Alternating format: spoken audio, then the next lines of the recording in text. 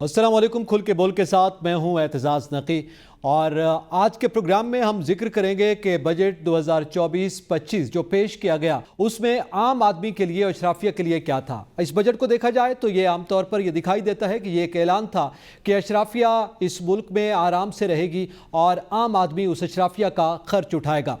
मोटे अल्फाज में यही कहा जा सकता है कि इस बजट का जो सूरत हाल इस वक्त सामने आ रही है, लेकिन इसके नतीजे में इस मुल्क की आवाम जो कि अब मिडिल क्लास तो रही नहीं, अब सारी आवाम ही या गुर्बत की लकीर से नीचे है या गरीब है। ये दो क्लासेस मेजॉरिटी में हैं। अगर इनमें ये तासुर सामने आता है और बगावत सामने आती है तो फिर हुकूमत क्या करेगी और अशराफिया क्या करेगी, और ये बजट जो है उस उबाल में मजीद इजाफा कर रहा है। इस पर गुफ्तगू करने के लिए हमारे साथ पैनलिस्ट हैं उसामा गाजी, खालिद जमील, सलमान अनीस और उमर दराज गोंदल। तमाम पैनलिस्ट को वेलकम करता हूं शो में। सबसे पहले तो उसामा ये बताइएगा कि इस बजट में ऐसा लगता है कि ये अवाम बामुकाबला अशराफिया है और इसमें जो सारा बोझ है वो आम आदमी के कांधों पर डाला गया है। आपने क्या अक्स किया? कहीं हमें नजर नहीं आया कि कोई मराद किसी की कम हुई हो। कहा जा रहा है जी अवाम कुर्बानी दे, मसाइल है, इस तरह नहीं हो सकता, इस तरह मुल्क नहीं चल सकता। अवाम ने किया क्या है? 75 साल में अवाम को मिला क्या है? उनका कसूर क्या है? जितना आप उनसे टैक्स लेना चाहते हैं आप ले लेते हैं, जबरदस्ती ले लेते हैं। जीएसटी और क्या है कि जो भी चीज है, बुनियादी चीज आप जिस पर चाहे टैक्स लगाकर उनसे तो निचोड़ देते हैं। एक अमीर हो या गरीब हो, उसने उतना ही टैक्स देना है। लेकिन आप ये देखिए कि अमीर लोग या हुकूमत में बैठे अशराफिया, वो क्या कर रहे हैं? उन्होंने कोई कुर्बानी दी है? यानी जो इस वक्त प्राइम मिनिस्टर हाउस का बजट है वो 30% बढ़ गया, सेनेट का बजट 30% बढ़ गया, कौमी असम्बली का बजट 30% बढ़ गया। 75 अरब रुपया तो पार्लियामेंटेरियंस के रखा हुआ है कि जनाब आप जिस तरह चाहे 75 अरब रुपया आपके लिए है, जिस तरह चाहे तकसीम करें।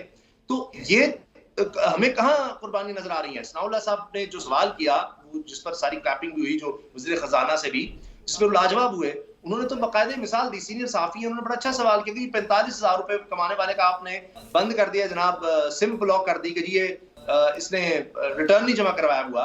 लेकिन जो 12 अरब डॉलर, 12.5 अरब डॉलर दुबई में जिनके निकले हैं, किसी ने जुर्रत की उनसे सवाल करने की कि जी आपको इतनी दौलत आ कहां से गई? और वो कहते हैं कि है हमारी। तो सवाल आप किन से पूछ रहे हैं? गरीब आदमी से कि भाई तुम्हारे पास कितनी दौलत है, लाओ। जीएसटी हम 18% लगा रहे हैं, पेट्रोल पर 20% पेट्रोल लेवी लगा रहे हैं। तो सारा कुछ तो गरीबों में चुरा जा रहा है। वज़ीर खजाना तो बबांगे दोहल कहते हैं कि हाँ ये आईएमएफ का बजट है और ये आईएमएफ के कहने पर तैयार हुआ है, आईएमएफ के मुताबिक तैयार हुआ है। मूडीज इंटरनेशनल की रिपोर्ट है, बड़ी न्यूज, ये रेटिंग एजेंसी है, तीसरी 3 बड़ी एजेंसीज में से।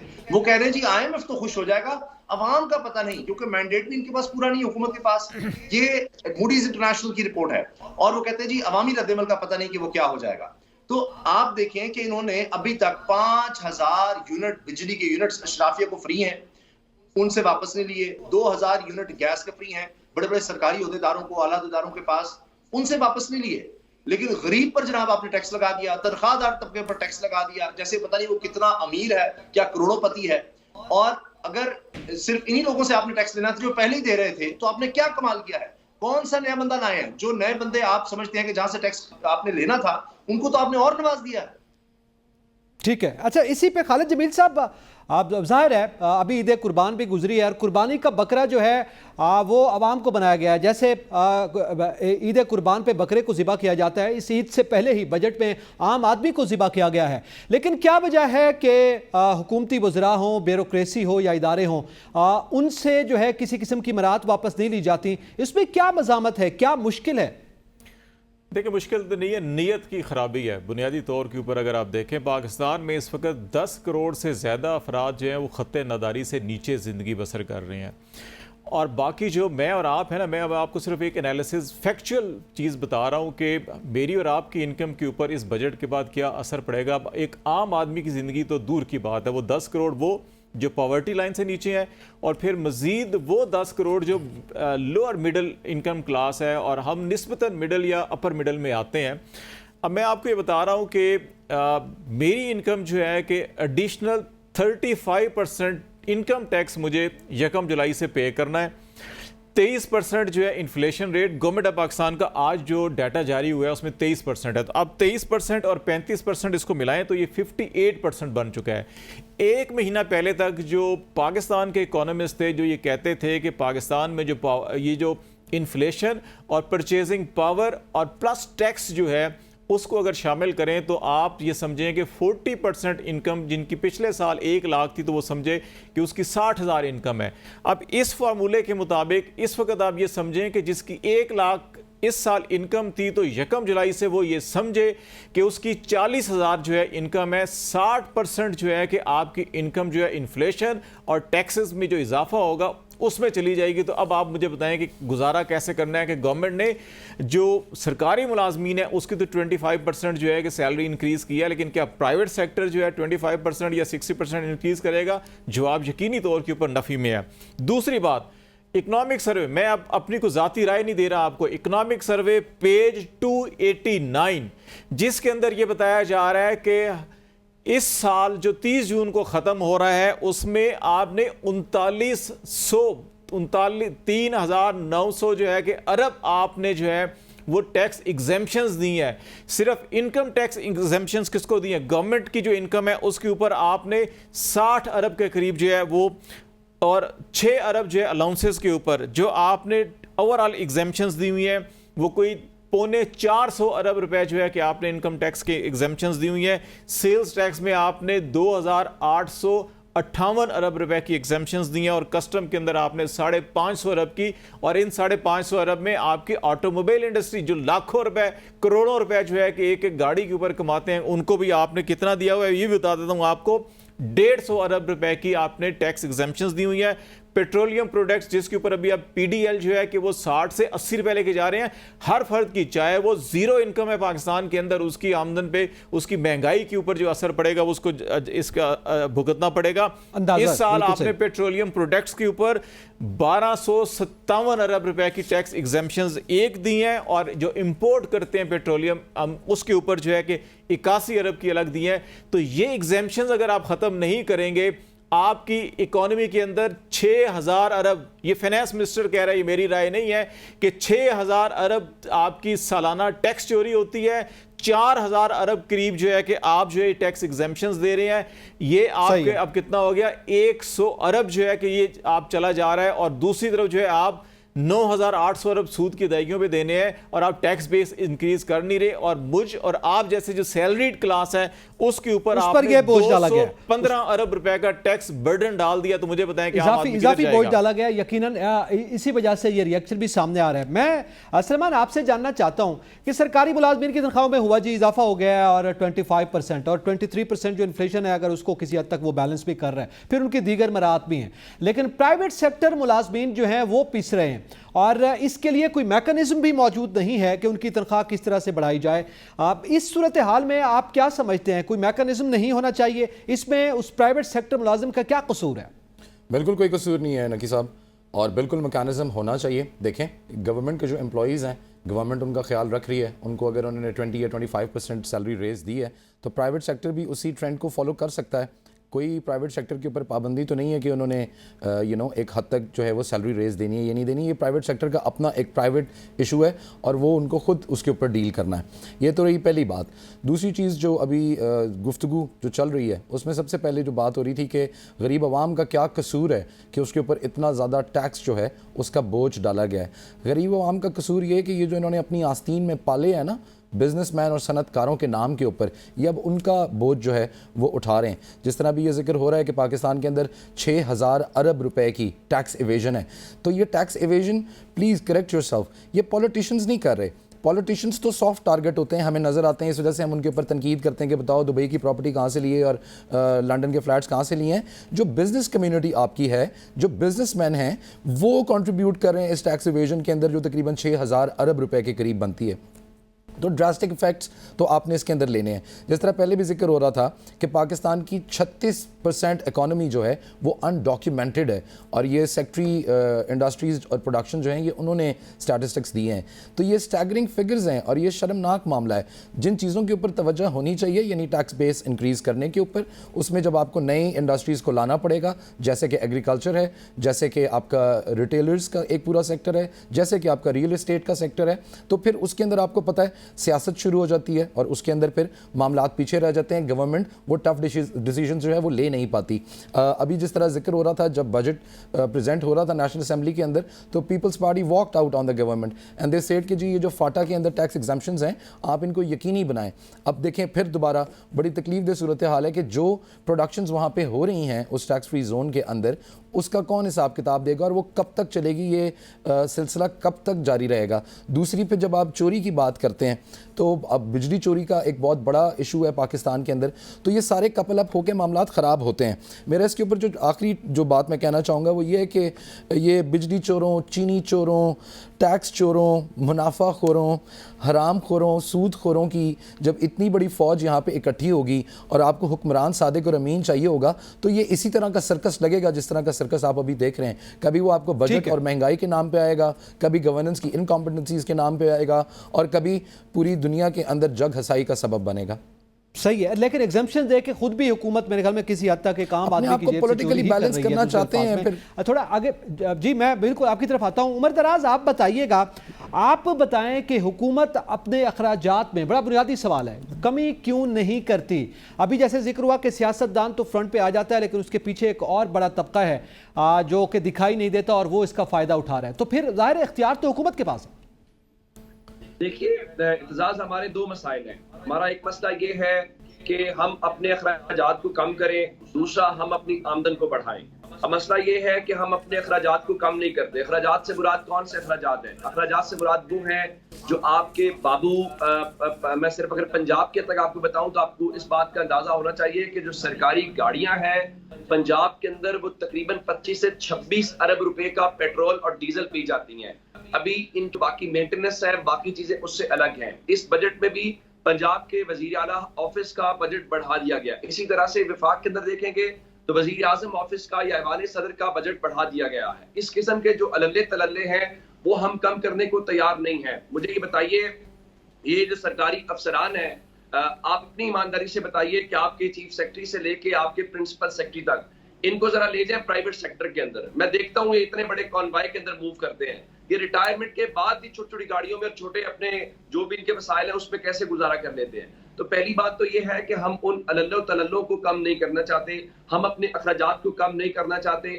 ہم یہ سمجھتے ہیں چونکہ ٹیکس دینا ہے پاکستان کے اس بندے نے جو پکڑا گیا اس ٹیکس سسٹم کے اندر, سو ہمارا کام ہے عیاشی کرنا.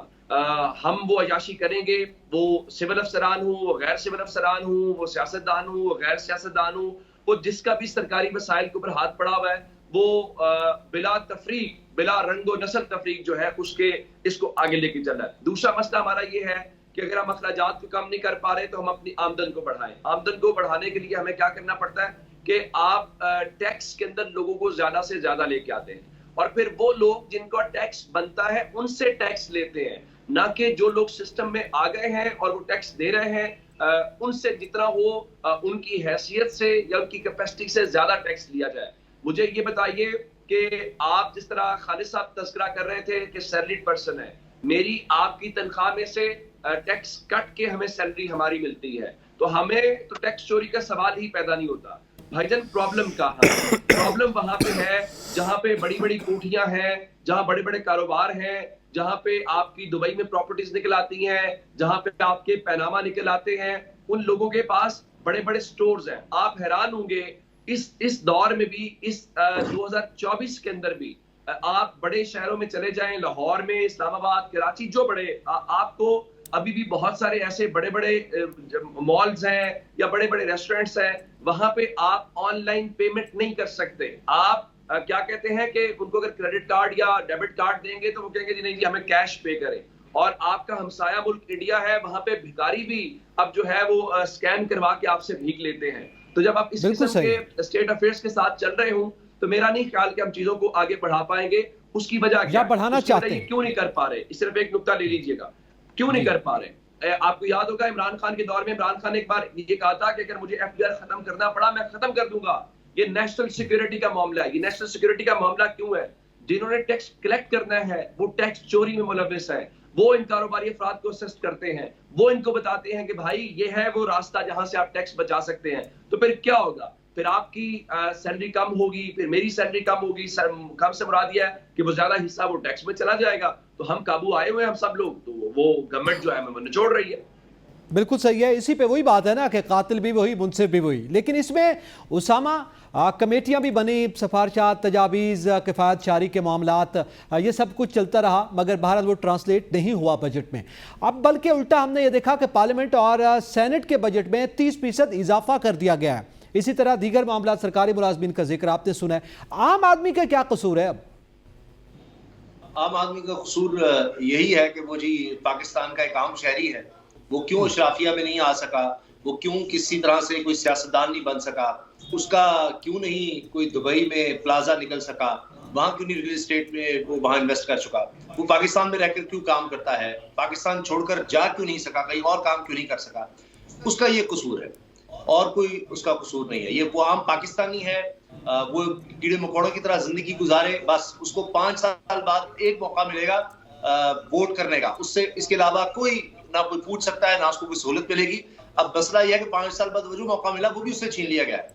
اب اس کا قصور یہ ہے کہ اس کو فارم 47 کی حکومت ملی ہے, یہ اس کا قصور ہے. نہ اس کے بچے کے لیے یہاں پر تعلیم ہے, کروڑوں بچے اسکول سے باہر ہیں, نہ ان کے لیے صحت ہے. آپ دیکھ لیجئے اب تو حال یہ ہو گیا ہے اس ملک میں سیکیورٹی بھی نہیں ہے. آپ کو پتا ہے کہ جرمانہ ہو جاتا ہے, یعنی جو دکانیں ہیں جن پر لازمی ہے, یا ریسٹورینٹس وغیرہ جہاں جہاں لازمی قرار دیا, بینکس ہیں کہ جی آپ اپنی سیکیورٹی کا انتظام کریں گے, اگر وہاں گارڈ نہیں ہے تو وہاں کے مینیجر کو اٹھا کر پولیس لے جاتی ہے اور جرمانہ کیا جاتا ہے, جی آپ نے گارڈ کیوں نہیں رکھا. یعنی آپ دیکھیں کہ اس ملک میں اب سیکیورٹی بھی نہیں مل سکتی. آپ نے صاف پانی پینا ہے اپنے خرچے پر, آپ کو صحت چاہیے اپنے خرچے پر, تعلیم چاہیے اپنے خرچے پر.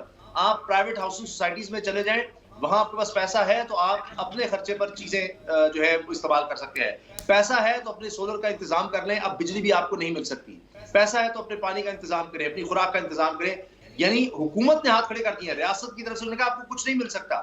الٹا آپ دیکھیے کہ ابھی ہم آگے شاید اس پر بات کریں گے, تعلیم کا بجٹ اور کم کر دیا گیا ہے, صحت پر کٹ, تعلیم پر کٹ.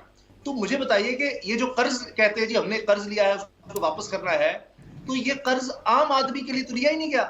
یہ تو آپ دیکھیے, کیا آپ کو prime minister house, president house دیکھ لگتا ہے کہ کسی غریب ملک میں آ گئے ہیں؟ اور جن ملکوں میں جا کر آپ آگے جوتی پھیلا رہے ہوتے ہیں, بھیک مانگ رہے ہوتے ہیں, وہ 10 ڈاؤننگ اسٹریٹ آپ دیکھیں, جتنے سیکیورٹی کا عملہ, جتنا عملہ کہہ لیں آپ, سٹاف جو ہے ہمارے پرائم منسٹر پریزیڈنٹ کے پاس ہے, یا اسپیکر کے پاس ہے, یا چیئرمین سینٹ کے پاس ہے, یا جو مراتب کے پاس ہے, دنیا کے امیر ترین ملکوں سے زیادہ ہوں گی. میں آپ کو بڑے وثوق سے کہہ رہا ہوں, امریکہ یا جاپان یا برطانیہ یا فرانس, جرمنی, کینیڈا, جو ترقی یافتہ ترین ممالک ہوں گے, ان سے زیادہ فیسلٹیز ہمارے یہ لوگ انجوائے کر رہے ہیں. یعنی بجلی, گیس, ہر چیز فری ہے, رہائش اتنی ملتی ہے, پیٹرول, گاڑیاں, اتنی زیادہ گاڑیاں تو ان ممالک کے پاس نہیں ہیں.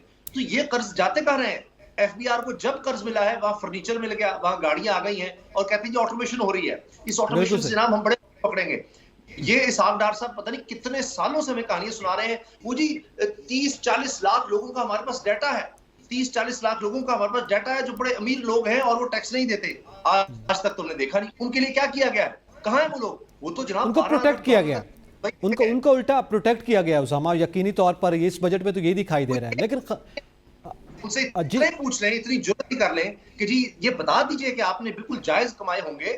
اس ملک میں پتہ نہیں کیا, ان کے لیے تو دودھ اور شہد کی نہریں بہ رہی ہیں, جہاں 10 کروڑ آبادی, جس طرح جمیل صاحب نے فرمایا کہ 10 کروڑ لوگ تو خطے غربت سے نیچے چلے گئے ہیں. کروڑوں بچے دیکھیے, تعلیم سٹنٹڈ گروتھ ہے, خوراک نہیں ہے, ہم کس چیز کو روئیں؟ کوئی سوچ سکتا ہے؟ ہاں, صرف دبئی میں ہم میرا تخیل ہے دوسرے تیسرے نمبر پر آئے ہیں. کیا امریکہ, کیا یورپ, کوئی ملک ہمارا مقابلہ ہی نہیں کر سکتا. وہ ہمارا جی مقابلہ ہی نہیں ہے اسامہ بھائی, اس معاملے میں تو یقینی طور پر ہمارا مقابلہ نہیں ہے, شاہی اخراجات کی بھی اگر بات کی جائے. لیکن خالد جمیل صاحب, حکومتی نمائندوں اور ملک کی ٹاپ بیوروکریسی کے لیے تو یقیناً وہ تمام فیسلٹیز ہیں جس کا ابھی آپ نے فگر میں بھی ذکر کیا, فری بجلی ہے, فری گیس ہے ان کے لیے, ان کے بچوں کے لیے بھی اگر وہ سرکاری اسکول میں, پہلے تو وہ نہیں پڑھتے لیکن سرکاری اسکول میں ان کے لیے بھی وہ مراعات بھی ہیں. اس کے علاوہ دیگر مراعات کی ایک لمبی فہرست موجود ہے. لیکن اس صورتحال میں آپ کیا سمجھتے ہیں کہ کیا عوام کا معاشی قتل تو وہی نہیں کر رہے جو خود کو عوام کا نمائندہ کہتے ہیں؟ دیکھیں, پاکستان میں سب سے بڑا مسئلہ جو ہے کہ وہ مس ٹرسٹ کا ہے. ایک ٹرسٹ ڈیفیسٹ پاکستان میں اس لیے پایا جاتا ہے کہ جو میں اور آپ سب مل کے جو ٹیکس دیتے ہیں وہ ٹیکس ہم پہ خرچ نہیں ہوتا. آئین پاکستان یہ گارنٹی دیتا ہے کہ میری تعلیم, میری صحت, میرا علاج, میرا सिक्योरिटी, मेरी जान का तहफ़्फ़ुज़, मेरे माल का तहफ़्फ़ुज़, ये वो रियासत की ज़िम्मेदारी है। लेकिन अभी जैसे उमर दराज गोंदल कह रहे थे कि तमाम की तमाम चीज़ें जो हैं कि अब या तो अब प्राइवेट ठेके पे दी जा रही हैं या आपको पाबंद किया जा रहा है कि जनाब आप ख़ुद इसका बंदोबस्त करें। जब हमने ये सब कुछ बंदोबस्त करना है तो फिर हमने टैक्स किस चीज़ का देना है, नंबर 1। नंबर 2, जो टैक्स ऑलरेडी देते हैं उनको उस टैक्स की यूटिलाइजेशन नज़र नहीं आ रही। अभी आप ये देखें कि हम इस साल का अगर सिर्फ डाटा देख लें, पीछे नहीं जाते हम, 29% रेवेन्यू जनरेशन जो है या रेवेन्यू कलेक्शन बड़ी है पिछले माली साल की निस्बत, लेकिन जो हुकूमती अखराजात हैं अब उसके अंदर 35% इजाफा हुआ है कि जितनी आपने आमदन में इजाफा किया उससे ज़्यादा आपने अपने अखराजात में इजाफा कर लिया। अब आप देख लें कि शौकत तरीन कमेटी जो कफ़ायत शारी की उसकी रिपोर्ट, आप डॉक्टर इशरत कमेटी देख लें, आप पिछले 2-3 दहाइयों में चले जाएं, हर दौरे हुकूमत में एक कमेटी बनती है कि जनाब हमने कफ़ायत शारी करनी है, हुकूमत के अखराजात कम करने हैं और आवाम की फलाह बहबूद पे लगाना है। 0/0 उसके अंदर जो है कि आपको पेशरफ नज़र आएगी।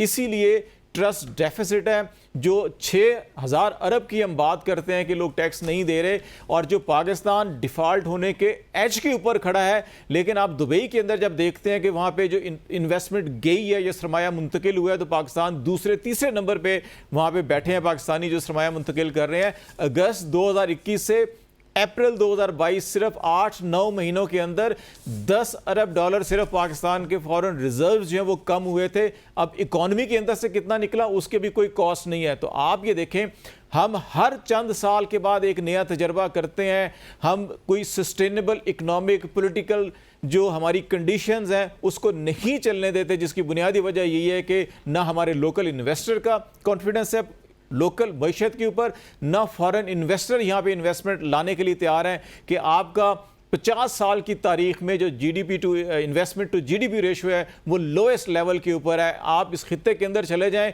वहाँ पे 31% बांग्लादेश के अंदर इस दफ़ा जो है कि GDP investment to GDP ratio है और हमारा 13% है। और अगले साल भी हम कह रहे हैं जी हम 14% तक लेके जाएंगे।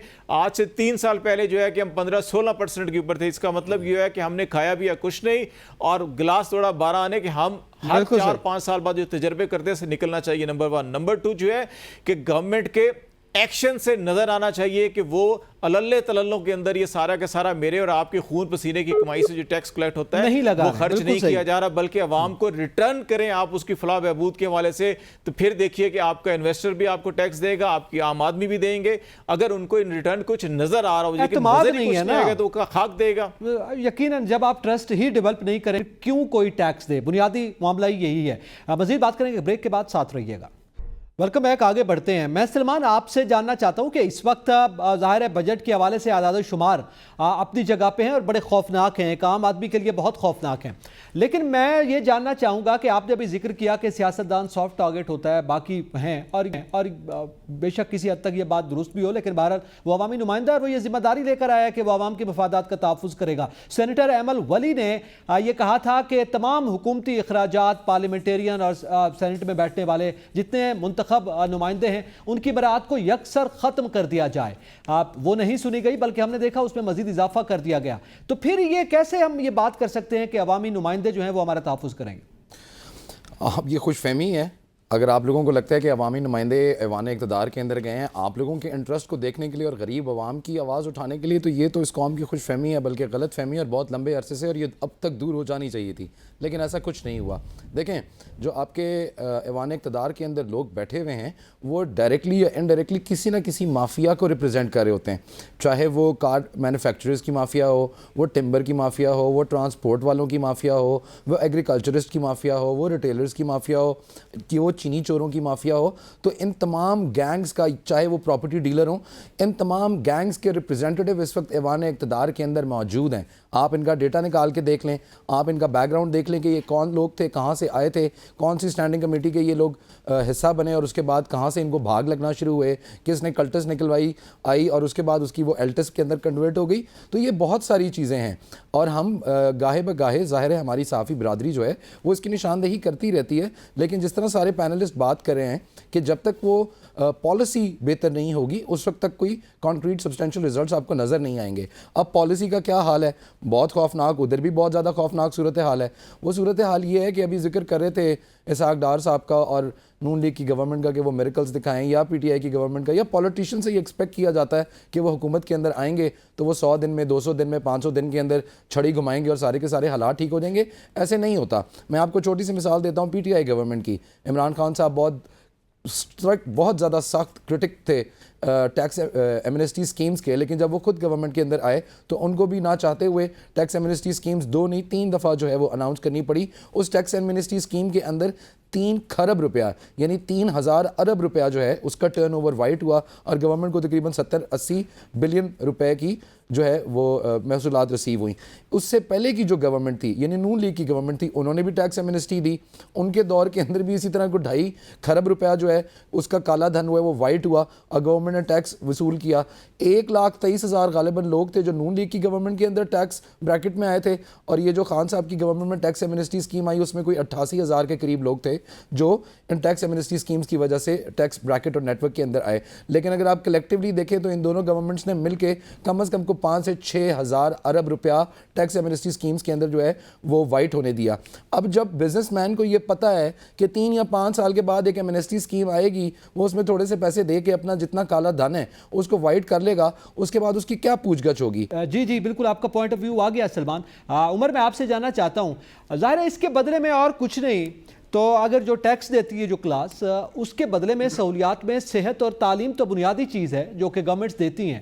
ہم اس سٹینڈرڈ سے ٹیکس لے رہے ہیں جو دنیا میں رائج ہے، مگر اس کے بدلے میں اس سٹینڈرڈ کی سہولیات نہیں دے رہے. تعلیم کی بات کی جائے تو جو بجٹ مختص کیا گیا ہے، جس کا بھی ذکر اسامہ کر رہے تھے کہ بہت کم بجٹ دیا گیا، اس میں فی بچہ 192 روپے بنتے ہیں. یعنی ایک بچہ جو اسکول میں تعلیم حاصل کر رہا ہے اس کو 200 روپے 192 روپے سالانہ دیے گئے ہیں. اس کو آپ منتھ پہ ڈیوائیڈ کریں تو اس سے بھی کم بنتا ہے. کیا آپ سمجھتے ہیں کہ اتنے ہی اخراجات ہیں ایک بچے کے تعلیمی یہاں پہ؟ دیکھیے، ہماری ہر چیز تضاد کا وہ شکار ہے. بنیادی طور پہ آئین پڑھتے ہیں اور ہمارے جو فاؤنڈنگ فادرز تھے، اگر ہم ان کے جو ویژن کو تھوڑا سا اینالائز کرتے ہیں تو معلوم پڑتا ہے کہ ہم ایک ویلفیئر اسٹیٹ کی بات کرتے ہیں اور ہم ایک ویلفیئر اسٹیٹ ہیں. لیکن گراؤنڈ کے اوپر آپ دیکھیں گے تو ہم ایک سیکیورٹی اسٹیٹ ہیں، اور پاکستان کے اندر یہ لگا ہے کہ آپ بطور قوم، بطور معاشرہ شاید دفاع کے اوپر اتنا پیسہ لگا کے آپ بڑی قوم بن جائیں گے، آپ دنیا میں کامیاب ہو جائیں گے. آپ دیکھ لیجئے، آپ صرف بات کریں ہیلتھ کی یا ایجوکیشن کی، ان کو ملا کے دیکھ لیجئے. آپ اوورآل جی ڈی پی میں سے اس کا شیئر نکال لیجئے، آپ جو آپ کے دفاع کا بجٹ ہے وہ نکال لیجئے، آپ کو آئیڈیا ہو جائے گا. دیکھیے، اصل بات یہ ہے کہ آپ دفاع تعلیم کے اوپر یا تعلیم اور صحت کے اوپر پیسہ کیوں لگائیں گے؟ کیا کوئی حکمران خاندان، کوئی ایک، میں کسی ایک جماعت کے حوالے سے نہیں بات کر رہا، تحریک انصاف سے شروع کر لیں، پیپلز پارٹی، نون لیگ، مذہبی جماعتیں، کسی ایک سیاسی رہنما کا بیٹا کسی سرکاری اسکول میں پڑھتا ہے تو آپ بتا دیجئے. چلیں آگے چلتے ہیں. کسی سیکٹری تعلیم کا یا کوئی سرکاری محکمے جتنے ہیں ان میں سے کسی کا بچہ اگر سرکاری اسکول میں پڑھتا ہے تو پھر آپ کو یہ ترقی نظر آئے گی. اسی طرح سے سرکاری اسپتالوں میں یا سرکار کی جو وسائل ہیں، جو بھی جتنے بھی ہیں، اگر وہاں پہ کوئی ہیلتھ کی فیسلٹی اویل کرتا ہے تو سوال ہی پیدا نہیں ہوتا. جب اس ملک کے جو فیصلہ ساز ہیں ان کا اسٹیک نہیں ہے سارے سسٹم کے اندر، تو وہ کیسے اس کے اوپر انویسٹ کریں گے؟ ہم یہ سن رہے تھے ابھی جو بات ہو رہی تھی کہ جی وہ وہاں سے پراپرٹی نکل آتی ہے. اندازہ کریں نا، جس ملک کے حکمران خاندان جو ہیں انہیں خود اس ملک کے اندر سرمایہ کاری کے اوپر یقین نہ ہو تو آپ توقع کرتے ہیں دنیا آپ کے پاس سرمایہ کاری کرے گی. مجھے آپ یہ بتائیے کہ اگر آپ کے سیکٹری تعلیم جو ہے اس کے بچے سرکاری اسکول، کالج، یونیورسٹی میں پڑھیں گے تو آپ کو کسی فیڈ بیک کی ضرورت ہے؟ آپ کو کوئی میٹنگ لینے کی ضرورت ہے؟ آپ کا بچہ خود ہی ٹھیک ہو جائے گا کہ اسکول کالج میں چل کیا رہا ہے. چونکہ وہ دنیا ہی الگ ہے، ان کا اس سے کوئی تعلق نہیں ہے. میں نے پہلے بھی کہا تھا یہاں پہ 2 قومیں بستی ہیں، ایک اقتدار والی قوم ہے، ایک جن کے اوپر رول کیا جا رہا ہے وہ قوم ہے. تو بجٹ ان کے متعلق ہے، ایک غریب قوم. ٹھیک ہے، ایک غریب ہے، ایک امیر ہے، 2 ملک ہیں ملک کے اندر ہی. یقینی طور پر یہی صورتحال ہے. اسامہ آپ کیا کہتے ہیں؟ اس میں تو یہ توقع تھی کہ چلیں آپ ٹیکس بڑھا رہے ہیں، کچھ بھی کر رہے ہیں، یہ تو پرائمری ایجوکیشن کی ہم بات کریں، ہائر ایجوکیشن میں چلیں آپ باقی اخراجات نہ دیں، اسکالرشپس کے عام طور پر اناؤنسمنٹس ہوتی تھی وہ تک نہیں دیے گئے، تو پھر کیسے آپ تعلیم بہتر کریں گے، اپنے بچے کو تعلیم یافتہ بنائیں گے، ایک نئی نسل، ایک نئی جنریشن کی تعمیر کریں گے اور پھر اس کے نتیجے میں آپ ایک بہتر معیشت بھی بن سکیں گے؟ اس طرف ہماری سوچ ہی نہیں گئی میرا خیال ہے. اور ٹھیک ہے کہ وسائل کی ہمیں کمی کا سامنا رہا، لیکن جب ہم نے قرض لیا ہے باہر سے، آپ دیکھیے تو ہم نے کن کاموں کے لیے لیا؟ ہم نے سڑکوں کے لیے لیا، ہم نے پلوں کے لیے لیا، ہم نے مہنگے آئی پی پیز کے لیے لیا۔ ویژن تو دیکھیے ہمارا کیا تھا کہ آج سب سے بڑا مسئلہ اس وقت پاکستان کا سب سے بڑا مسئلہ مہنگے آئی پی پیز ہیں جو ہم نے لگوا لیے۔ پاکستان میں ہم نے یہ کبھی سوچ پنپتی دیکھی ہی نہیں کہ ہم نے اپنے مستقبل میں انویسٹ کرنا ہے۔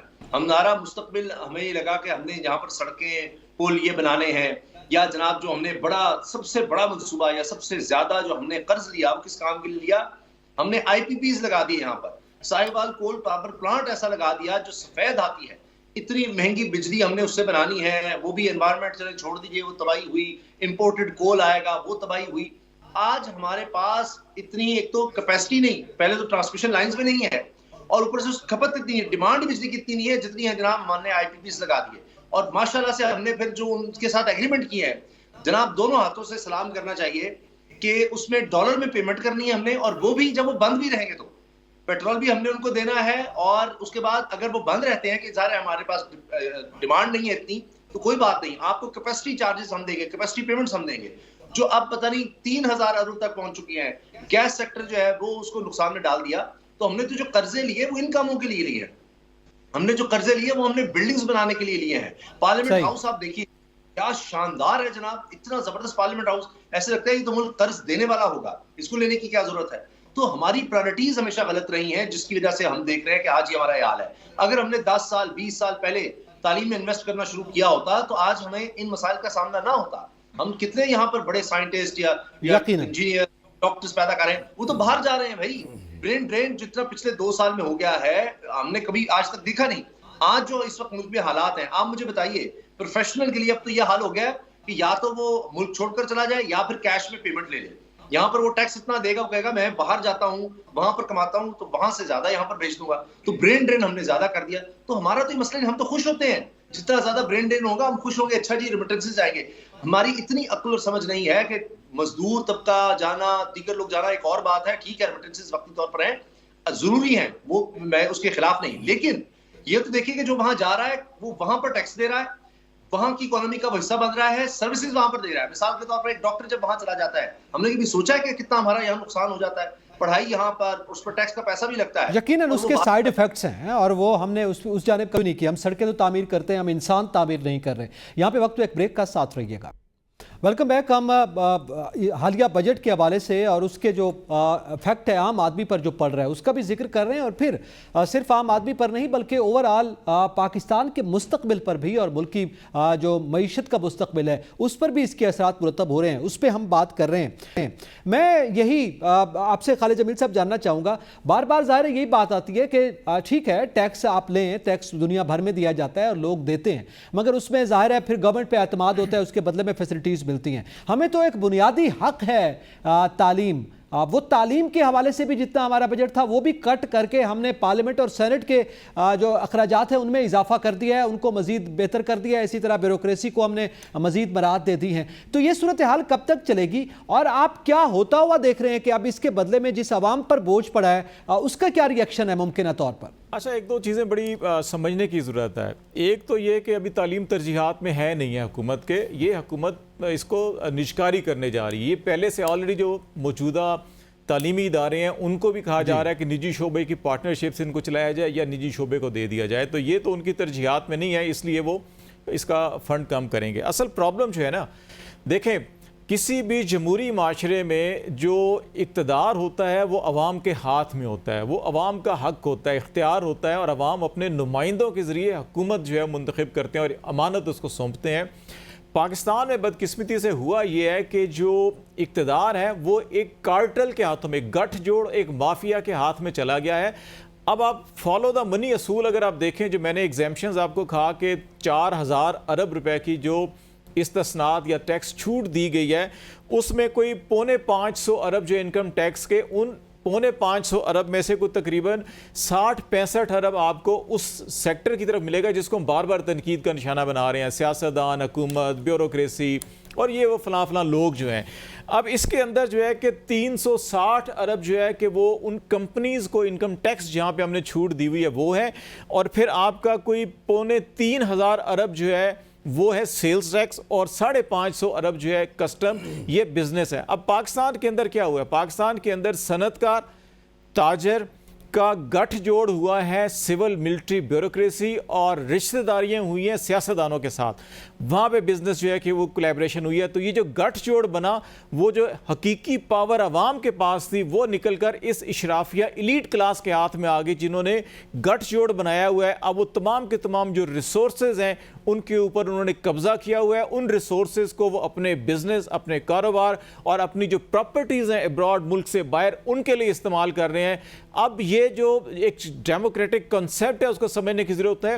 یہ عوام کو، ہم کہہ رہے ہیں نا عوام کا کیا قصور ہے؟ عوام کا قصور یہ ہے کہ عوام بار بار ان کو ووٹ دے کے حکومت میں لے کر آتی ہے جو اس گٹھ جوڑ کا حصہ ہے، جو ہر جگہ بیٹھ کر جو ہے کہ استحصال کر رہے ہیں اور سرمایہ کو لوٹ مار کے ذریعے یا سرمایہ کو کسی بھی طریقے سے استثناءات سے یا چھوٹ کے ذریعے باہر منتقل کر رہے ہیں۔ عوام کو یہ دیکھنا ہوگا کہ وہ عوام کے اندر سے عوامی نمائندے لے کر آئیں جن کے کوئی بہت بڑے کاروبار نہ ہوں، جن کے بہت بڑے انٹرسٹ نہ ہو بیرون ممالک کے اندر۔ اگر ان کو لے کر آئیں گے تو وہ پھر ان کی سوچیں گے، جو ان میں سے ہوں گے وہ ان کی سوچیں گے، جو کہیں اور سے ہوں گے وہ کسی اور کی اور اپنی سوچیں گے۔ یہ سوچ بدلنے کی یہ بڑی اہم بات کی ہے کہ کارٹل کی حکومت ہے جس کے نتیجے میں یہ بجٹ ہمیں دیکھنا پڑ رہا ہے۔ میں سلمان آپ سے جاننا چاہتا ہوں، دیکھیں تعلیم، ہماری جو ایجوکیشن ہے وہ عام طور پہ حکومتیں جو ہیں وہ کسی نہ کسی شکل میں آپ کو اس کی یا تو فنڈ دیں یا اسکالرشپس کی شکل میں دیتی ہیں، لیکن صحت کے حوالے سے بھی سہولیات میسر ہوتی ہیں۔ اس میں تو اب یہ کہہ دیا گیا کہ چونکہ حکومت کا کام بزنس کرنا نہیں ہے، ہر چیز پرائیویٹائز ہوگی اور جو پرائیویٹائز ہو جائے گا پھر وہ مافیا کے ہی ہاتھ میں چلا جائے گا یا اس خاص جو بزنس مین ہے، جو صنعت کار ہے، جو مینوفیکچر جو بھی ہے وہ چلائے گا، اور سہولیات اس کے نتیجے میں تو ظاہر ہے پہلے ہی پرائیویٹ سیکٹر کے ملازمین کو ہی نہیں مل رہی، تو باقی عوام کو کیا ملیں گی؟ جی بالکل، اب آپ کا یہ مستقبل کے اندر مسئلہ جو ہے یہ مزید گمبھیر ہونے والا ہے، اور جس طرح یہ سارے پینلسٹ ہمارے ڈسکس کریں بات وہی ہے۔ دیکھیں ایجوکیشن کا ایک مافیا ہے جس نے پچھلے 30 سالوں کے اندر 20 سالوں کے اندر جو آپ کا ایجوکیشن سسٹم ہے اس کو کمپلیٹلی کیموفلاج کر کے، اس کو بالکل کمپلیٹلی سیبوٹاج کر کے ان ایفیکٹو کر دیا ہے۔ اسی طرح آپ کا ہیلتھ کا بھی ایک پورا کا پورا مافیا ہے جس کے اندر فارماسیوٹیکل کمپنیز بھی ہیں، لیبارٹریز بھی ہیں، ہاسپٹلز بھی ہیں اور باقی معاملات بھی ہیں۔ تو ان کے اپنے ایک جو لوگ ہیں وہ ایوان کے اندر موجود ہیں۔ اسی طرح جو تیسری جو ہم بالکل مس کر جاتے ہیں پوائنٹ، وہ انوائرمنٹ کا ہے، جو اس وقت دنیا کو سب سے بڑا چیلنج درپیش ہے، وہ گلوبل وارمنگ کا ہے۔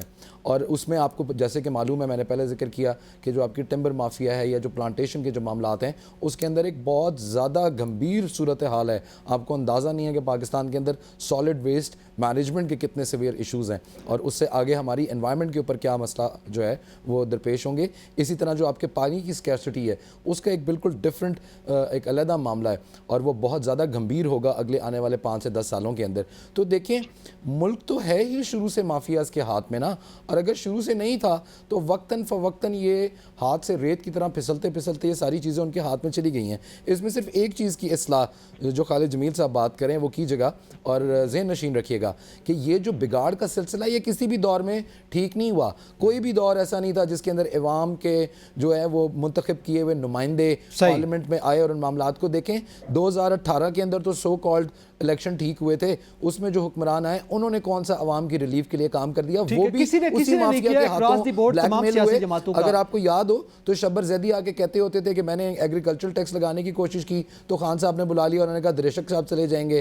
میں نے تمباکو کے اوپر ٹیکس لگانے کی کوشش کی تو شرام طرح کے انہوں نے کہا کہ ہم کے پی گورنمنٹ جو ہے بات کمپلیٹ کرنے دیں، انہوں نے کہا کہ جی کے پی گورنمنٹ جو ہے وہ ہمارے ساتھ وہ الحاق ختم کر دے گی اور پرویز خٹک جو ہے وہ اپنے بندے لے کے چلا جائے گا۔ تو دیکھیں پولیٹیشین ہر دور کے اندر، چاہے وہ ابھی کا تھا، پہلے کا تھا، 10 سال پہلے کا تھا، اس مافیا کے ہاتھوں بلیک میل ہوتا رہا ہے اور ہوتا رہے گا جب تک کوئی ٹھیک ہے۔ سلمان صاحب آگے بڑھتے ہیں، وقت بالکل ہمارے پاس مختصر سا رہ گیا ہے۔ میں عمر آپ سے جاننا چاہتا ہوں، مزدور کی کم سے کم اجرت جو رکھی گئی 37,000 روپے، یہ کیا مذاق کیا جا رہا ہے اس ملک میں؟ آپ اخراجات کو دیکھیں، ایک مزدور نے بھی تو کھانا کھانا ہے، اس کے بھی بچے ہیں، اس نے بھی گھر چلانا ہے، تعلیم اور تعلیمی اخراجات تو درکنار، گھر نہیں چلتا اس صورتحال میں۔ تو یہ جو پیمانے رکھے جاتے ہیں کیا سوچ کر رکھے جاتے ہیں؟ دیکھیے ایک تو دعا کرنی چاہیے کہ وہ 37,000 پنجاب میں ہے، 36 وفاق میں ہے یا باقی صوبوں نے جو بھی رکھی ہے، اللہ کرے ان کو ملے۔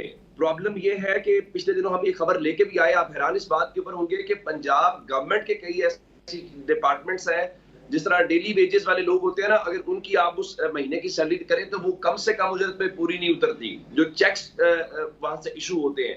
اسی طرح سے ملک کے اندر صرف آپ کا مطلب یہ نہیں ہوتا کہ آپ نے اعلان کر دیا. جب آپ کم سے کم اجرت کہتے ہیں تو اس کا مطلب ہے فائنانس بل اپروو ہوتا ہے، ہاؤس سے اپروو ہوتا ہے. تو آپ کا یہ فرض ہے کہ آپ اس کو اوور آل ہر جگہ کے اوپر اس کو امپلیمنٹ کروائیں، جیسا کہ باقی چیزیں ہوتی ہیں. مثال کے طور کے اوپر چائلڈ لیبر جو ہے وہ الاؤڈ نہیں ہے. تو آپ یہ جو کم سے کم اجرت ہے اگر اس کی امپلیمنٹیشن کروا لیں تو میرے خیال ہے یہ بھی ایک بڑی نیکی ہوگی. یہ بھی بڑی نیکی، یہ بڑی اہم بات کہہ رہے ہیں کہ کیا 36,000 37,000 میں اس کا گزارا ہوتا ہے. حضور گزارے والی تو فی الحال بات ہی نہیں ہے. اس ملک کے اندر فی الحال سروائیول ہے. وہ آپ جتنے میں جیسے میں اس وقت اگر تن کے اوپر کپڑے موجود رہیں اور آپ عزت کے ساتھ 2 وقت کی روٹی کھا لیں تو میرے خیال سے پاکستان میں بہت بڑی بات ہے. بالکل صحیح بات ہے. آپ نے جو بجٹ دیا ہے کہ جب اگلے مہینے یا اس سے اگلے مہینے ان کی سیلریز ڈیڈکٹ ہوں گی، جب ان کو سمجھ آئے گی تو پھر آپ دیکھیں کہ کیا رد عمل آتا ہے. اس کا یقینی طور پر ایک ممکنہ رد عمل دے رہا ہے لوگوں کے ساتھ جو صورتحال ہوگی. لیکن ہم دعا گو ہیں کہ آنے والے دنوں میں معاشی حالات تو ٹھیک ہوں، لیکن وہ معاشی حالات عوام کے حق میں ہوں بجائے اس کے کہ وہ اشرافیہ کے حق میں ہوں. فی الحال وہ اشرافیہ کے حق میں ہی دکھائی دے رہے ہیں. تمام پینلسٹ کا بہت شکریہ ادا کرتا ہوں. اجازت دیجیے. اللہ حافظ.